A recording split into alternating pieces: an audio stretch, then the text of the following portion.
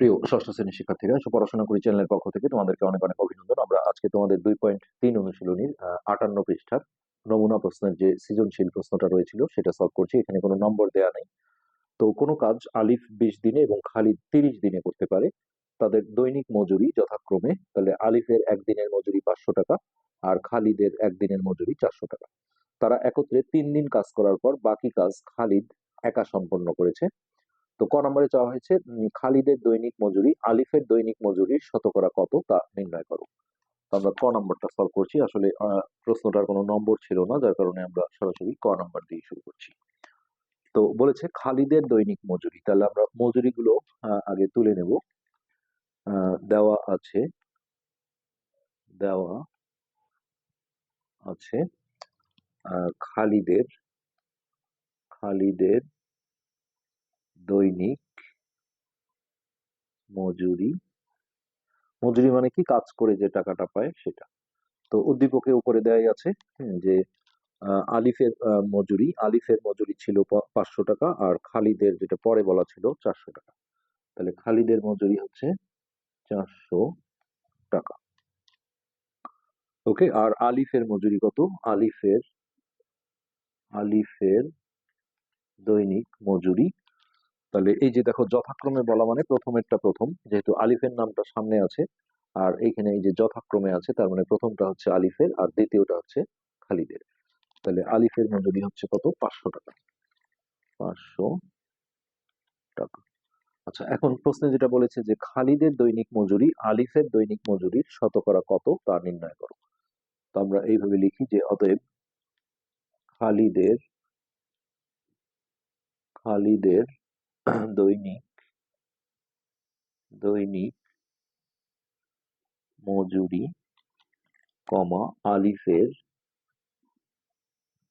আলিফের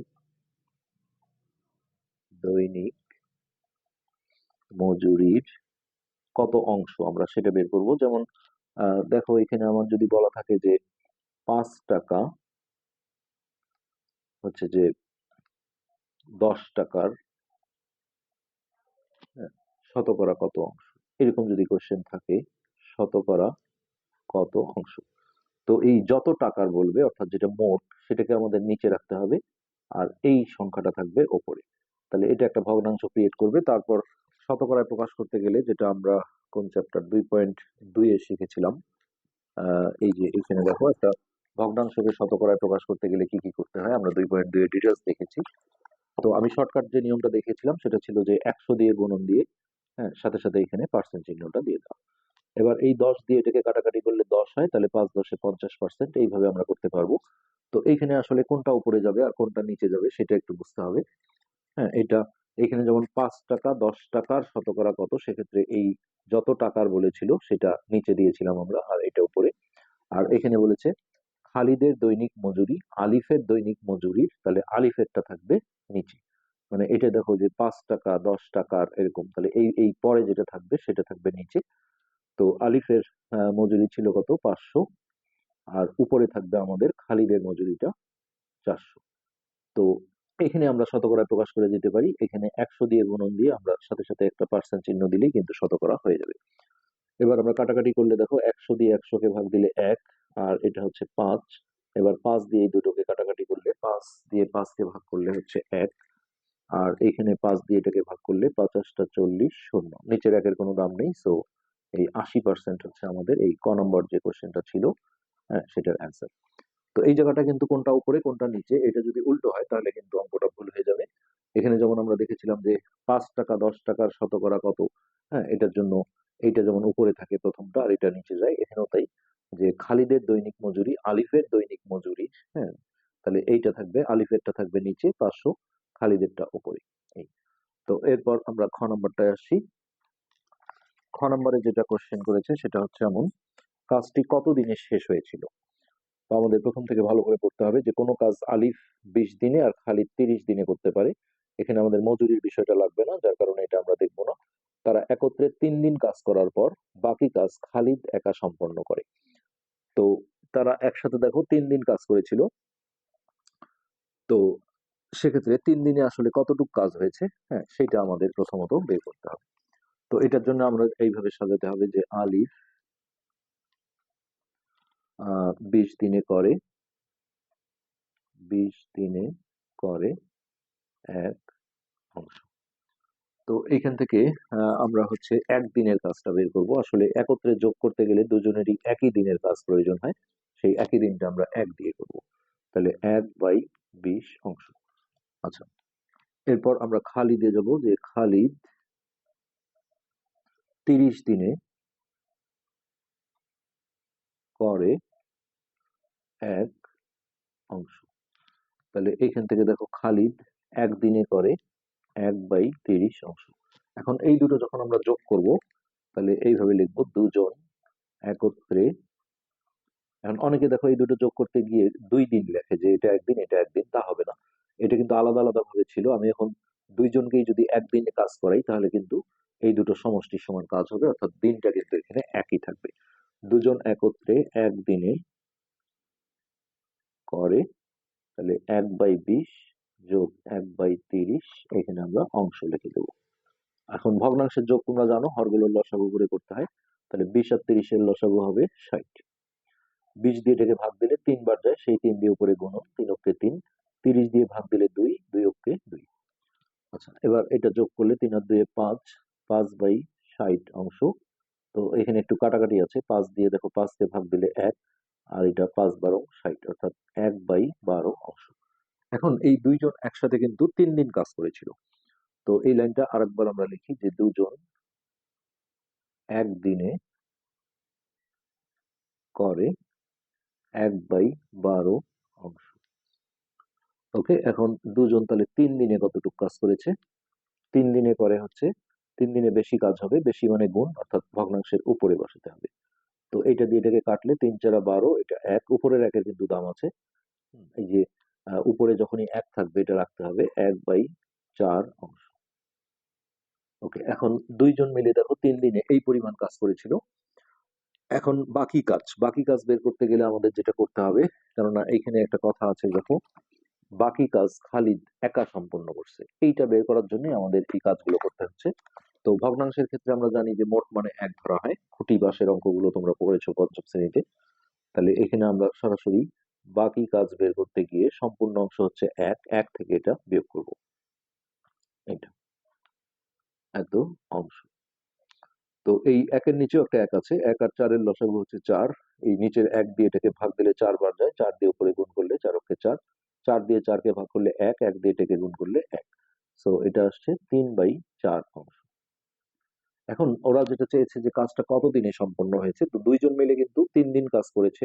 তো এত কিছু বের করার প্রয়োজন ছিল না, কিন্তু এই অংশটার জন্য আমাদের প্রয়োজন হচ্ছে বাকি কাজ খালিদ একা করছে। তাহলে খালিদ এই অংশটা কাজটা করতে কতদিন লাগছে এটা আমাদের দরকার হবে। তো খালিদের উপরে যেটা ছিল যে খালিদ 30 দিনে একটা কাজ করতে পারে, তাহলে আমরা এইভাবে লিখবো যে খালিদ এক অংশ কাজ করে, সম্পূর্ণ কাজ এক অংশ করে কত 30 দিনে। তাহলে এই অংশটুক করতে তার কতদিন লাগছে? তাহলে খালিদ 3/4 অংশ করে। একটা জিনিস মনে রাখবে যে একের নিচে কোনো ভগ্নাংশ বের করলে প্রথমে এই ডানে এটা আগে লিখতে হয়, তারপর গুণ চিহ্ন দিয়ে এটা উপরেরটা উপরেই থাকে আর নিচেরটা নিচেই হয়। এই টানটা একসাথেও দিতে পারো, কিন্তু কখনো যদি এমন দেখো যে হচ্ছে উপরেই ভগ্নাংশ আছে, যে এত অংশ করে 30 দিনে, নিচে একে বের করতে গেলে তখন কিন্তু এই ডানেরটা লিখে এটা গুণন চিহ্ন দিয়ে উল্টায় দিতে হয়, অর্থাৎ উপরে যায় 4, নিচে হয় 3, এই দুইটা বিষয়। তো এখন দেখো এটা আমরা 2 দিয়ে কাটাকাটি করলে 2 দুগুণে 4, আর এটা হচ্ছে 15 দুগুণে 30। তো এই দুটো কিন্তু উপরের সংখ্যা, এই দুটো গুণ হয়ে যাবে, 3 15 45 ভাগ 2 দিন। আচ্ছা, এখন দেখো আহ কাজটি তাহলে কতদিনে শেষ হয়েছিল, এটার জন্য আমাদের যেটা হবে, কাজটি শেষ হয়েছিল দুইজন মিলে করেছিল কত 3 দিনে, আর ওই যে বাকি অংশটা খালিদ করেছে এতদিনে, এটা আমাদের যোগ করে দিতে হবে এত দিনে। এখন দেখো 3 এর নিচে একটা 1 ধরে নাও, তাহলে 1 আর 2 এর লসাগু হচ্ছে 2।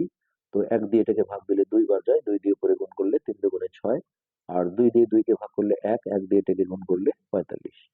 এবার এটা আমরা যোগ করে দিলে 6 আর 5 11, 11 1 হাতে 1, 4 এর আগে 5, 51/2 দিনে। তো এটা আমরা দেখো মিশ্র ভগ্নাংশ অর্থাৎ সমস্ত করে দেবো, রাফে তোমরা এইভাবে ভাগ করে নেবে। প্রথমে 2 দুগুণে 4, 1 এখান থেকে 1 আসলো, 5 দুগুণে 10, ভাগশেষটা চলে যায় উপরে আর ভাজকটা চলে আসে নিচে, অর্থাৎ 25.5 দিন। 25 সমস্ত 1/2 দিনে। এটাই হচ্ছে আমাদের যে খ নম্বর কোশ্চেনটা ছিল সেটার অ্যান্সার। তো এরপর আমরা গ নম্বরে আসবো। গ নম্বরে দেখো মজুরি বিষয়ক প্রশ্ন, যেটা মজুরি গুলো দেওয়া ছিল সেই মজুরি থেকে আমাদের অঙ্কটা করতে হবে। আমি প্রশ্নটা তোমাদের একটু দেখাই। এখানে বলেছে যদি প্রত্যেকে আলাদাভাবে কাজটার এত অংশ সম্পন্ন করে তাহলে তাদের প্রাপ্ত মজুরির অনুপাত কত, অর্থাৎ দুজনেরই মজুরি বের করে তারপর অনুপাত বের করতে হবে। তো এখানে দেখো আহ দৈনিক মজুরি অর্থাৎ একদিনের মজুরি দেওয়া আছে, কিন্তু এইখানে বলা আছে যে এত অংশ করে কাজ করছে দুইজন। তার মানে এত অংশ কাজ করতে কার কতদিন লাগছে সেইটা আমাদের কিন্তু এখানে প্রয়োজন হবে। তো গ নম্বরে গিয়ে আমরা যেটা করব, আলিফ আলিফ হচ্ছে এক অংশ করে কত 20 দিনে। 20 দিনে। আচ্ছা, তাহলে করেছে কত, দুজনেই 5/16 করে করেছে, তাহলে 5/16 অংশ করে, তাহলে একের নিচে ভগ্নাংশ, এটা উল্টাবে না, অর্থাৎ 20 গুণন 5/16। তো এটা দেখো 4 দিয়ে এই দুটোকে কাটাকাটি করলে 4 5 20 আর এটা 4 4 16, তাহলে হচ্ছে 5 5 25, 25/4 দিন। আচ্ছা, এখন আমরা যেটা করব যে আলিফের একদিনের মজুরি কত ছিল, আলিফের দৈনিক মানে একদিনের, তাহলে একদিনের মজুরি, তাহলে আলিফের নামটা প্রথমে ছিল, তাহলে এর মজুরি ছিল 500 টাকা। 500 টাকা, তাহলে এত দিনের মজুরি কত হবে? তাহলে অতএব আলিফের 25/4 দিনের মজুরি এই 500 গুণন 25/4। তো এটা আমরা ভাগ করে দেখি কাটাকাটি, 4 4, 5 1 10, 4 দুগুণে 8 9 10, 4 5 20। ওকে, তো এই দুটো গুণ করে দিলেই আমাদের একটা অ্যান্সার হয়ে গেল 125 গুণন 25। তো 5 5 25 5 হাতে 2, 5 দুগুণে 10 আর 2 12, 2 হাতে 1, 5 5 আর 1 6, এক ঘর কাটা, 5 দুগুণে 10 শূন্য হাতে 1, 2 দুগুণে 4 5, 2 2, 5 2 6 5 11 এক হাতে 1, 3125 টাকা। ঠিক একইভাবে খালিদেরও আমাদের এই কাজগুলো করতে হবে, যে খালিদ খালিদ এক অংশ করে 30 দিনে। তাহলে এই দুজনেই যেহেতু 5/16 অংশ করেছে, তাহলে 5/16 অংশ করতে কতদিন টাইম লাগছে, তাহলে 30 গুণন 5/16। তো 2 দিয়ে কাটলে, হ্যাঁ এটা হচ্ছে 15 দুগুণে 30 আর 2 দিয়ে দেখো 8 দুগুণে 16, তাহলে 5 15 75/8 দিন। আচ্ছা, এখন খালিদের দেখো একদিনের মজুরি 400 টাকা, খালিদের একদিনের মজুরি এটা দেওয়া ছিল 400 টাকা, তাহলে এত দিনের মজুরি কত হবে? খালিদের 75/8 দিনের মজুরি, এটা উল্টাবে না, 400 গুণন 75/8, 8 দিয়ে এটাকে কাটলে দেখো 50টা 40 শূন্য, নিচের একের দাম নেই, সো এই দুটো আমরা গুণ করে দিলে অ্যান্সার হবে শূন্য। 5 5 25 5 হাতে 2, 5 7 35 36 37, 3750 টাকা। এখন এদের আবার মজুরি দেখো অনুপাত চেয়েছে, তো তাদের বললেও আমাদের সিরিয়াল ঠিক রাখতে হবে, যে আলিফের নামটা যেহেতু আগে ছিল, তাহলে আমি এখানে তাদেরই লিখছি, কিন্তু আলিফেরটা আগে দিতে হবে, তাদের মজুরির অনুপাত। তো আলিফের মজুরি আছে দেখো 3125 অনুপাত খালিদের হচ্ছে 3750। অনুপাতের কোনো একক হয় না, তো এখানে আমরা টাকা লিখবো না। তো এখানে একটু কাটাকাটি আছে, এটা আমরা আগে উপর নিচ করে ভগ্নাংশের আকারে নিয়ে কাটাকাটি করব। তো খুব বেশি বড় সংখ্যা যদি নাও পারো তাহলে মোটামুটি 5 দিয়ে দুটোকেই যাবে, 5 দিয়ে তোমরা কাটাকাটিটা করে নিতে পারো। তো 5 দিয়ে এটাকে ভাগ দিলে দেখো 5 6 30, 31 1 12, 5 দুগুণে 10 11 12, 5 5 25 5 হাতে 2, 5 দুগুণে 10 12 2 হাতে 1, আর এটাকে 5 দিয়ে ভাগ দিলে হচ্ছে 5 7 35, 36 37 2 25, তোমরা ভাগ করে নেবে, আবারও কিন্তু 5 দিয়ে যাবে, তো 5 দিয়ে এটাকে ভাগ করলে 5 অক্ষে 5, 6 7 50 এটা। আর 5 দিয়ে এটাকে ভাগ দিলে 5 অক্ষে 5, 6 1 12, 5 দুগুণে 10, 11 12, 5 5 25 আবারও যাবে। তো এবার একটু বড় সংখ্যা দিয়ে কাটি 25 দিয়ে। 5 দিয়ে কাটলে অনেকবার কাটতে হবে। 25 দিয়ে দেখো 5 25 125, আর 25 দিয়ে এটা 6 বার যায়। সো এখন আমরা অনুপাতে ফেরত দেব 5:6। এটাই আমাদের উত্তর। আশা করি বিষয়টা বুঝতে পেরেছো। পরবর্তী পার্টে আমরা সংক্ষিপ্ত যে প্রশ্নগুলো আছে এগুলো সলভ করব। আজকে এ পর্যন্তই, ধন্যবাদ।